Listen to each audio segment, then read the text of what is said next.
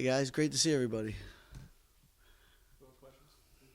I guess what's been the focus for Ethan's season after the year, after his off season after the season that he had? Excuse me. Yeah, we're doing the same type of stuff we've done since the day we got him. We're just continuing to try to grow every day, incremental improvement. That's really what it's about. He's done a great job of being intentional every day, and giving himself an opportunity for maximum growth every day. He's working really hard at trying to have a continually better understanding of our pass game, better understanding of defenses. But honestly, guys, it's something he's going to be doing every year. If he's fortunate enough to go on and play on Sundays, just like every quarterback, every year is striving to continue to get better fundamentally, then get better with their knowledge. New running back now with Kyle gone, more depth in the tight end room, different wide receivers. What evolution, if any, do you anticipate from this offense just as far as what you're able to call and just what it'll look like? Or will it be similar to last year? Yeah, that's something that I try to do every spring. When the spring's over, we're trying to teach an offense and get better at these basic fundamentals. And after every spring, when I go back, I watch the spring cut-ups. I'm not necessarily trying to evaluate the players on each little skill on each play. I'm just trying to get a better feel for what do they do well. These are the guys. You have a better feel for who your guys are going to be and what do they do well. A really good example was last year in training camp, we really noticed that Daimir was really good at outside breaking routes and then these short crosses. He just had a really natural ability with him. So we look at, as training camp was winding down, we started to look at more ways to use him in those type of patterns with it. So I think your offense is always evolving, and it's evolving around your personnel. My philosophies are never going to change, but the offense will evolve. At your introductory press conference 3 years ago, you said you rebuild offenses. That's what you do. Where is this offense in that rebuilding process now as you head into a third full offseason? Yeah, I try not to think in those terms. More of a process-driven guy. I try to think in the terms of we'll be better next year. And we're going to be better by just incremental improvement every day of continuing to be intentional, and it's really a team effort, right? We've got the strength staff, we've got sports performance, we've got the nutritionists, and then we have our position coaches. We have a wonderful group of position coaches, working with the guys, and we have a wonderful culture where, these guys work, and so that I never, even when I meet with recruits, I never tell them like, hey, we're going to do this or that. I just say we'll be better, and as we continue to bring in, as our recruiting continues to go well, continue to fill the pipeline and develop these guys, I fully expect us. I'll be disappointed if we're not better, but to quantify it, I think that's hard. Colin, who's kind of a guy you can depend on at left tackle. What's the competition looking like there? How many guys do you think will be fighting for that job? And do you have a hope of having that solidified by spring camp? Is that a position you guys could go into the portal for? Just what's the current standing at left tackle? Yes. Okay. I think right now, today, yesterday and today, in our first two practices, Ty Needham lined up at left tackle. I think Coach Flats has done a great job with him. I think he's really developing. He looks better, but it's early, and I'm not. I think when spring's over, Coach does a great job of. He's the head coach and the general manager, and he does a great job of assessing our personnel and deciding what do we need to look for to help us get better. Where are our holes with it. I'm excited about some of the young linemen, especially some of these guys that are entering their third year in the program that really haven't played very much for us. It's time for them to take a big jump. They're going to get plenty of reps, so I don't know exactly how the depth chart is going to play out. I just know we're going to put the best 11 guys on the field, come whatever the date is of the first game. Just wanted to ask you about the backup quarterbacks, Johnny and AJ specifically. I guess what have you seen from their growth and kind of where they are in their development right now? Yeah, they're much better in the classroom. I think both of them are, when you talk about like what they do well, both of them are really high intelligence, high football intelligence. With it, so it's fun to be in the classroom with them. I think they're both still learning how to apply all this knowledge that they're capable of storing in their head. But it's early.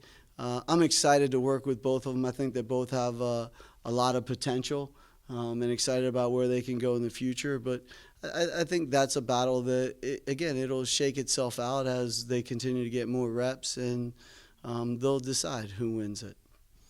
Last couple of years, it was a younger offense, younger group of guys. Now you've got a more seasoned group. How does that change things and how you get to attack and I guess maybe continue this progression of this offense with more seniors?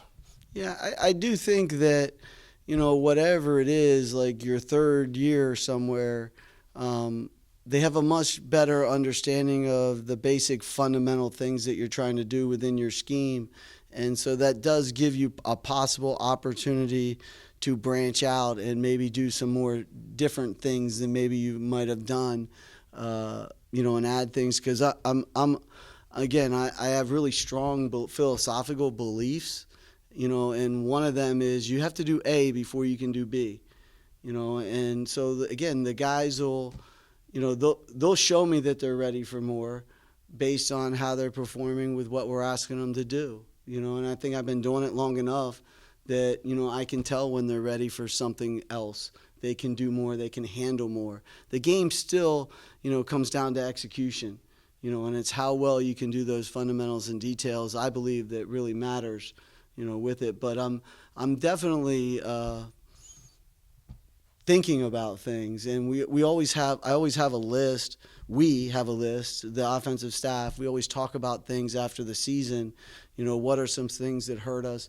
What are some things that we could do to counteract that? How can we grow the system, with it as football is continuing, defensive football continues to evolve just like offensive football. And so we do have a list of things that we think could complement us better if we're there. But again, the players will show me that they're ready to kind of expand on that. We have an interesting dilemma. We could end up with an interesting dilemma where, we end up having an abundance of wideouts that can make plays, and instead of being injuries forcing us to use 10 personnel, maybe we're going to do some 10 personnel. Again, that's all stuff that we'll figure out in training camp, but it's things that we'll look at after spring ball. We'll look at what we've done. We'll look at our body of work and everybody's body of work and start to think about that. But I won't even make a decision on that until somewhere around halfway through training camp. You mentioned Dimir before. A guy who came in 1 year, made a big impact in the wide receiver room. Do you anticipate DT Sheffield to make a similar impact? And is he a similar kind of wide receiver, or is his skill set different than Dimir's? I do see him having an impact on the offense. I'll be disappointed if he doesn't. He certainly has a skill set that we think we wouldn't have brought him here if we didn't think he could, with it. I think he is a little different player than Dimir.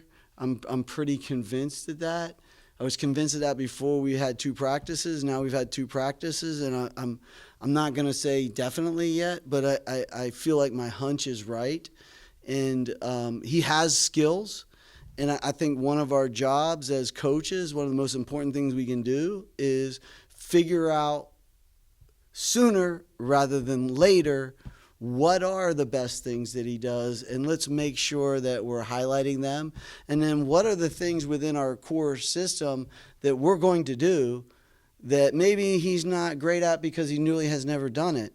So how do we get him enough reps at those things? But I do feel like I'm really been impressed with the maturity of DT, of CJ, and of Colin. They really are. I love their approach to the game. That you can see they love the game.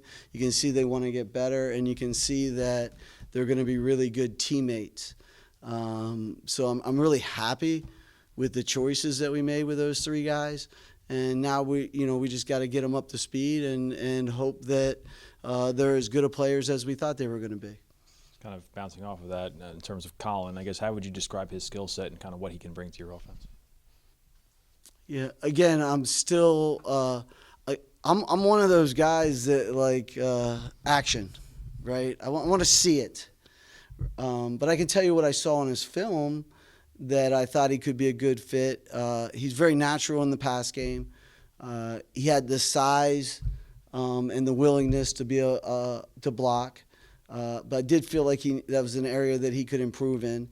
As long as he was willing, and we knew that he was.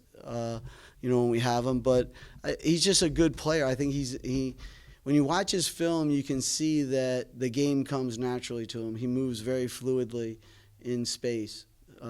So we're excited about him.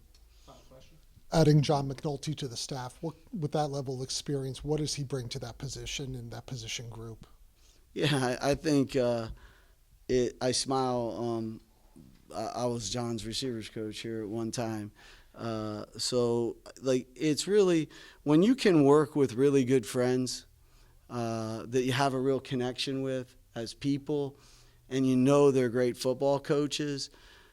That's I don't know what to put the price on that. The trust that you have in somebody when he's meeting with the players, the impact he's going to have on the young men. I feel really lucky that when we lost Coach Perry. I feel really lucky that we were able to replace him with someone like John McNulty, the type of football coach he is, the type of teacher that he is, and it's cool for me. It's great to be around him every day, and it's great to watch him have an impact on the young men. It's neat when I walk by his office and I see 2 or 3 of the young receivers in there, and he's giving them knowledge. It just kind of makes me smile walking down the hall. Thanks, Coach. Yep. Thank you, guys. Great to see you. Good to see you guys.